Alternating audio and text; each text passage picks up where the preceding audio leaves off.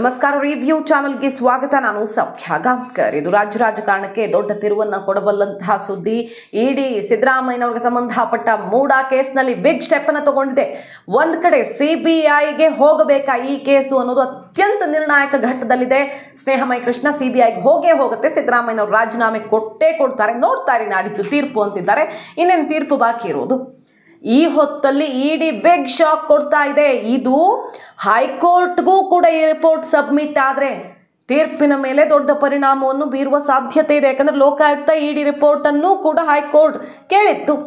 ಏನು ಹಾಗಾದ್ರೆ ದೊಡ್ಡ ಡೆವಲಪ್ಮೆಂಟ್ ಮಾಹಿತಿ ಮುಂದೆ ಇಡ್ತಾ ಇದೀವಿ. ಮಿಸ್ ಮಾಡಿದ್ರೆ ನಮ್ಮ ಚಾನಲ್ನ ಸಬ್ಸ್ಕ್ರೈಬ್ ಮಾಡಿ ನಿಮ್ಮ ಅಭಿಪ್ರಾಯ ಕಮೆಂಟ್ ಮಾಡಿ ತಿಳಿಸಿ. ಎಸ್ ವೀಕ್ಷಕರೇ, ಸದ್ಯ ಈಗ ಸಿದ್ದರಾಮಯ್ಯನವರ ವಿರುದ್ಧದ ಮೂಡಾ ಪ್ರಕರಣಕ್ಕೆ ಸಂಬಂಧಪಟ್ಟಂತೆ 300 ಕೋಟಿ ಮೌಲ್ಯದ ಸ್ಥಿರಾಸ್ತಿ ಮುಟ್ಟುಗೋಲು ಹಾಕಿಕೊಳ್ಳಲಾಗಿದೆ ಇಡಿಯಿಂದ. ಇಡಿ ಈಗಾಗಲೇ ಮೂಡಾ ಮೇಲೆ ರೇಡ್ ಮಾಡಿತ್ತು. ವೈಟ್ನರ್ ದಾಖಲೆ ಅಸಲಿ ಪ್ರತಿಯನ್ನ ತಗೊಂಡು ಹೋಗಿತ್ತು. ಮೂಡಾ ಈ ಕೇಸ್ನಲ್ಲಿ ಬಹಳಷ್ಟು ಹುಳುಕುಗಳಿವೆ, ದೊಡ್ಡ ಮಟ್ಟದಲ್ಲಿ ತಪ್ಪುಗಳಿವೆ ಅನ್ನೋದನ್ನು ಕಂಡು ಹಿಡಿದಿತ್ತು. ಇಡಿಯಿಂದ ಕೇಸ್ ದಾಖಲಾಗ್ತಾ ಇದ್ದ ಹಾಗೆ ಡವ ಶುರುವಾಯಿತು. ಆದರೆ ಇಡಿ ಆಳ ಅಗಲ ತೆಗೆದು ಸಾಕ್ಷಿ ಸಿಗದೆ ಮುಂದೆ ಹೆಜ್ಜೆ ಇಡಲ್ಲ. ಎಲ್ಲ ಕಡೆ ಜಾಲಾಡಿದೆ, ಸಂಬಂಧಪಟ್ಟವ್ರ ಮೇಲೆ ದಾಳಿಯಾಗಿದೆ. ಈಗ ನೋಡಿ 300 ಕೋಟಿ ಮೌಲ್ಯದ 142 ಸ್ಥಿರಾಸ್ತಿ ಮುಟ್ಟುಗೋಲು ಹಾಕ್ಕೊಂಡಿದೆ ಇಡಿ. ಈ ಕೇಸ್ಗೆ ಸಂಬಂಧಪಟ್ಟಂತ ಬೆಳವಣಿಗೆ ಇದು.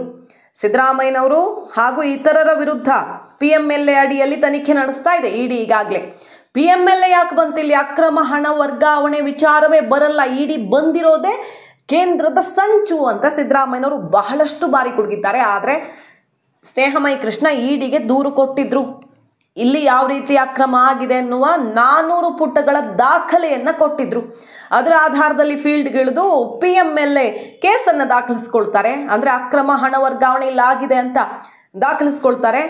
ಅಕಸ್ಮಾತ್ ಸಿದ್ದರಾಮಯ್ಯನವರು ಈ 14 ಸೈಟ್ ವಾಪಸ್ ಕೊಟ್ಟಿರಲಿಲ್ಲ ಅಂದರೆ ಮೂಡಾಗೆ, ಇಡಿ ಅದನ್ನ ಮುಟ್ಗೋಲು ಹಾಕೊಳ್ಳೋ ಸಾಧ್ಯತೆಗಳ ಬಗ್ಗೆಯೂ ಕೂಡ ಚರ್ಚೆ ಆಗಿತ್ತು. ಈಗ ನೋಡಿ, ಈ ಕೇಸ್ಗೆ ಸಂಬಂಧಪಟ್ಟಂತೆ ಮೂಡಾ ಕೇಸ್ಗೆ ಸಂಬಂಧಪಟ್ಟಂತೆ PMLA ಅಡಿ ತನಿಖೆ ನಡೆಸ್ತಾ ಇದ್ದ ಇಡಿ ಈಗ 142 ಸ್ಥಿರಾಸ್ತಿ 300 ಕೋಟಿ ಮೌಲ್ಯದ ಸ್ಥಿರಾಸ್ತಿಯನ್ನ ಮುಟ್ಟುಗೋಲು ಹಾಕ್ಕೊಂಡಿದೆ. ರಿಯಲ್ ಎಸ್ಟೇಟ್ ಏಜೆಂಟ್ ಉದ್ಯಮಿಗಳು, ಏಜೆಂಟ್ಗಳ ಹೆಸರಲ್ಲಿದ್ದ ಪ್ರಾಪರ್ಟಿಗಳು, ಅಂದರೆ ಒಂದಕ್ಕೊಂದು ಲಿಂಕ್ ಆಗಿರುತ್ತೆ. ಯಾರ್ಯಾರ್ದೋ ಮೂಲಕ ವ್ಯವಹಾರಗಳಾಗಿರುತ್ತೆ. ಮೂಡಾದಲ್ಲಿ ಅಕ್ರಮಗಳ ದೊಡ್ಡ ಜಾಲ ಇದೆ ಅಂತ ಈಗಾಗಲೇ ಆರೋಪ ಕೇಳಿ ಬರ್ತಿದೆಯಲ್ಲ.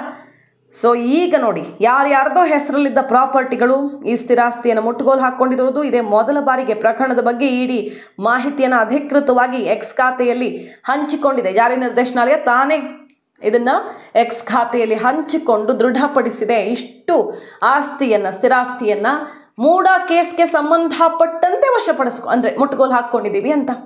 ಅದರಲ್ಲಿ ಸಿದ್ದರಾಮಯ್ಯನವರದ್ದೋ ಅಥವಾ ಅವ್ರಿಗೆ ಲಿಂಕ್ ಏನೇನಿದೆ ಡೈರೆಕ್ಟ್ಲಿ ಅನ್ನೋದನ್ನು ಇನ್ನು ಇಡಿ ಹೊರಗಿಟ್ಟಿಲ್ಲ. ಬಟ್ ಕೇಸ್ ದಾಖಲಾಗಿರೋದು ಯಾರ ಮೇಲೆ? PMLA ಅಡಿಯಲ್ಲಿ CM ಸಿದ್ದರಾಮಯ್ಯ ಮತ್ತು ಇತರರು.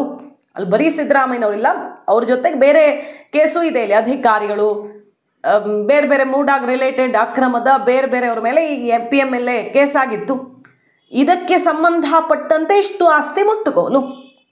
ಈಗ ಇಡಿ ಇಲ್ಲಿ ತನಕ ನಡೆಸಿದಂತಹ ತನಿಖೆ ಇನ್ವೆಸ್ಟಿಗೇಷನ್ ರಿಪೋರ್ಟನ್ನು ಹೈಕೋರ್ಟ್ ಕೇಳಿತ್ತು. ಲೋಕಾಯುಕ್ತಕ್ಕೂ ಕೇಳಿದೆ, ಇಡಿಗೂ ಕೇಳಿದೆ. ಆ ರಿಪೋರ್ಟ್ ಬಹಳ ಮಹತ್ವವನ್ನು ಪಡ್ಕೊಳ್ಬಹುದು. ಸ್ನೇಹಮಯಿ ಕೃಷ್ಣ ಬಹಳ ದಿನಗಳಿಂದ ಆರೋಪ ಮಾಡ್ಕೊಂಡು ಬರ್ತಿರೋದೇನು, ಲೋಕಾಯುಕ್ತ ತನಿಖೆ ಸರಿಯಾಗಿ ನಡೀತಾನೆ ಇಲ್ಲ, 400 ಗಟ್ಟಲೆ ಫೈಲ್ಗಳು ನಾಪತ್ತೆಯಾಗಿವೆ ಅಂತ. ಲೋಕಾಯುಕ್ತ ಸರ್ಚ್ ವಾರೆಂಟ್ ಜಾರಿಯಾಗಿದ್ರೂ ಕೂಡ ಅದನ್ನು ಹೆಜ್ಜೆ ಹಿಂದಿಟ್ಟು ಸರ್ಕಾರಕ್ಕೆ ಮಾಹಿತಿ ಲೀಕ್ ಮಾಡಿ IAS ಅಧಿಕಾರಿ ಮಿನಿಸ್ಟರ್ಗಳೆಲ್ಲ ಬಂದು ಕಾರಲ್ಲಿ ಹೆಲಿಕಾಪ್ಟರಲ್ಲಿ ಎತ್ಕೊಂಡು ಓಡಿದ್ದಾರೆ ಅನ್ನೋ ಆರೋಪ ಕೇಳಿಬಂತು. ಆ ಮಿಸ್ ಆಗಿರೋ ದಾಖಲೆಗಳೇ ಈ ಕೇಸ್ನಲ್ಲಿ ಡೈರೆಕ್ಟಾಗಿ ಬೇಕಾಗಿರೋದು. ಎಲ್ಲ ರಹಸ್ಯಗಳನ್ನು ಬಯಲುಪಡಿಸ್ತಾ ಇದ್ದ ದಾಖಲೆಗಳೇ ಮಿಸ್ ಆಗಿವೆ. ಇಂತಹ IAS ಆಫೀಸರ್ ಬಂದು ತಮಗೆ ಸಂಬಂಧಪಟ್ಟ ಇಲಾಖೆ ಅಲ್ವಾ ಅನ್ನೋ ರೀತಿಯಲ್ಲಿ ಎತ್ಕೊಂಡು ಹೋಗಿದ್ದಾರೆ, ವಾಪಸ್ ಬಂದಿಲ್ಲ, ಅದು ಮಿಸ್ ಆಗಿದೆ ಅನ್ನೋದನ್ನು ಹೇಳ್ತಾ ಇದ್ರು. ಸ್ನೇಹಮಯಿ ಕೃಷ್ಣ ಆ ದೂರನ್ನು ಕೊಟ್ಟಿದ್ರು. ರಾಜ್ಯಪಾಲರಿಗೆ ಮಾಹಿತಿ ಹೋಗಿದೆ, ಇಡಿಗೆ ದೂರು, ಲೋಕಾಯುಕ್ತದಲ್ಲಿ ತನಿಖೆ, ಬೇರೆ ಆಯಾಮಗಳಲ್ಲಿ ಆಗ್ತಿತ್ತಲ್ಲ. ಲೋಕಾಯುಕ್ತರು ದೊಡ್ಡ ಮಟ್ಟದಲ್ಲಿ ಸರ್ಕಾರದ ಜೊತೆ ಇನ್ವಾಲ್ವ್ ಆಗಿದ್ದಾರೆ ಅನ್ನೋ ಆರೋಪವನ್ನು ದೂರುದಾರರು ಮಾಡಿಕೊಂಡೇ ಬಂದಿದ್ರು.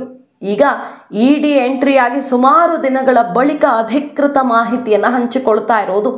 ಯಾವ ಕಾರಣಕ್ಕೂ ಲೋಕಾಯುಕ್ತ ಈ ತನಿಖೆಯಲ್ಲಿ ಪಾರದರ್ಶಕವಾದ ಸರಿಯಾದ ನ್ಯಾಯವನ್ನು ಕೊಡೋದಕ್ಕೆ ಸಾಧ್ಯವೇ ಇಲ್ಲ ಅಂತ ಸ್ನೇಹಮಯಿ ಕೃಷ್ಣ ಪರ ವಕೀಲರು ವಾದ ಮಾಡಿದ್ರು. ಬೇರೆ ಬೇರೆ ವಿಚಾರಗಳನ್ನಿಟ್ಟು ಹೇಗೆ ಇನ್ಫ್ಲೂಯೆನ್ಸ್ ಆಗಿದೆ ಇಲ್ಲಿ. ಪ್ರತಿ ಬಾರಿ ಸಿದ್ದರಾಮಯ್ಯನವರು ಉಪಮುಖ್ಯಮಂತ್ರಿ ಆಗಿದ್ದಾಗ, ಇಲ್ಲ ಮುಖ್ಯಮಂತ್ರಿ ಆಗಿದ್ದಾಗ, ಇಲ್ಲ ವಿರೋಧ ಪಕ್ಷ ನಾಯಕರಾಗಿದ್ದಾಗ, ಒಂದಲ್ಲ ಒಂದು ದೊಡ್ಡ ಹುದ್ದೆಯಲ್ಲಾಗಿದ್ದಾಗ ಅಷ್ಟೇ ಇದು ಮೂವ್ ಆಗಿದೆ ಫೈಲು. ಹೆಂಗೆ ಅನ್ನೋ ಪ್ರಶ್ನೆಯನ್ನು ಎತ್ತಿದ್ರು. ಮತ್ತು ವೈಟ್ನರ್ ಹಾಕಿದ್ದು ಸಿದ್ದರಾಮಯ್ಯನವರ ಪತ್ನಿ ಬರೆದ ಪತ್ರಕ್ಕೆ ಮುದ್ರಾಂಕ ಶುಲ್ಕ ಪಾವತಿಸಿದ್ದು, ಅಲ್ಲಿ ಯಾರೋ ವಿಶೇಷ ತಹಶೀಲ್ದಾರು ಅದು ಹೆಂಗೆ ಮಾಡ್ತಾರೆ ಅನ್ನುವ ಪ್ರಶ್ನೆ. ಅರ್ಜಿ ಹಾಕೋಕ್ಕಿಂತ ಮುಂಚೆನೇ ಶುಲ್ಕ ಪಾವತಿ ಮಾಡಿದ್ದು ಹೆಂಗೆ ಅನ್ನೋದು.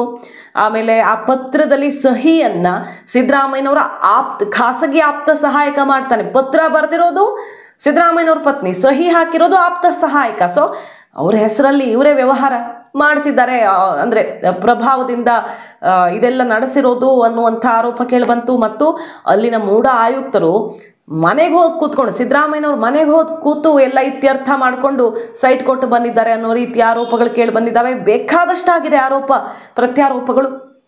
ಇದಕ್ಕೆಲ್ಲ ದಾಖಲೆ ಕೊಟ್ಟಿದ್ದೀವಿ ಅಂತ ಸ್ನೇಹಮಯಿ ಕೃಷ್ಣ ಹೇಳ್ತಾ ಇದ್ರು. ಈಗ ಈ ಕೇಸ್ಗೆ ರಿಲೇಟೆಡ್ ಇದೇನು ಸಿದ್ದರಾಮಯ್ಯನವ್ರದ್ದೇ 300 ಕೋಟಿ ಆಸ್ತಿ ಅಂತ ನಾವು ಹೇಳ್ತಿಲ್ಲ, ಅಷ್ಟು ಆಸ್ತಿ ಮುಟ್ಗೋಲು ಅಂತ. ಬಟ್ ಯಾರ್ಯಾರದ್ದಿದು ಅನ್ನೋದನ್ನು ಇಡಿ ಮುಂದೆ ಹೇಳಬಹುದು. ಈ ಕೇಸ್ನಲ್ಲಿ PMLA ರಿಜಿಸ್ಟರ್ ಆಗಿದ್ದು ಸಿದ್ದರಾಮಯ್ಯ ಮತ್ತು ಇತರರ ಮೇಲೆ. ಸೊ ಈ ಕೇಸ್ಗೆ ಸಂಬಂಧಪಟ್ಟ 300 ಕೋಟಿ ಸ್ಥಿರಾಸ್ತಿಯನ್ನು ಈಗ ಮುಟ್ಟುಗೋಲು ಹಾಕ್ಕೊಂಡಿದ್ದು ಬಹಳ ದೊಡ್ಡ ಹೆಜ್ಜೆಯೊಂದನ್ನು ಇಟ್ಟಿದೆ. ಇಡಿ ಈ ಕೇಸ್ನಲ್ಲಿ ಅಕ್ರಮ ಹಣ ವರ್ಗಾವಣೆ ಆಗಿದೆ ಅನ್ನೋದಕ್ಕೆ ಸಾಕ್ಷಿಗಳನ್ನು ಹೊರಗೆಳೆದಿರೋದು. ಕಾದ್ ನೋಡಬೇಕು ಸಿದ್ದರಾಮಯ್ಯನವರಿಗೆ. ಹಾಗಾದರೆ ಬಹುದೊಡ್ಡ ಸಂಕಷ್ಟ, ಮೂಢ ಸಂಕಷ್ಟ ಎದುರಾಗೇ ಬಿಡುತ್ತಾ? ಹೈಕೋರ್ಟ್ನ ತೀರ್ಪು ಇನ್ನೇನು ಬರೋದಕ್ಕಿದೆ, ಹತ್ತಿರ ಬಂದಿದೆ, ಅಂತಿಮ ಘಟ್ಟಕ್ಕೆ ಬಂದಿರೋ ಹೊತ್ತಲ್ಲಿ ಇಡಿ ಕೊಡೋ ರಿಪೋರ್ಟ್ ಕೂಡ ದೊಡ್ಡ ತಿರುವನ್ನು ಕೊಡಬಹುದಾ? ಮಾಹಿತಿ ನಿಮ್ಗೆ ಇಷ್ಟ ಆಗಿದ್ರೆ ಮಿಸ್ ಮಾಡಿದ್ರೆ ನಮ್ಮ ಚಾನಲ್ನ ಸಬ್ಸ್ಕ್ರೈಬ್ ಮಾಡಿ, ನಿಮ್ಮ ಅಭಿಪ್ರಾಯ ಕಮೆಂಟ್ ಮಾಡಿ ತಿಳಿಸಿ. Thank you.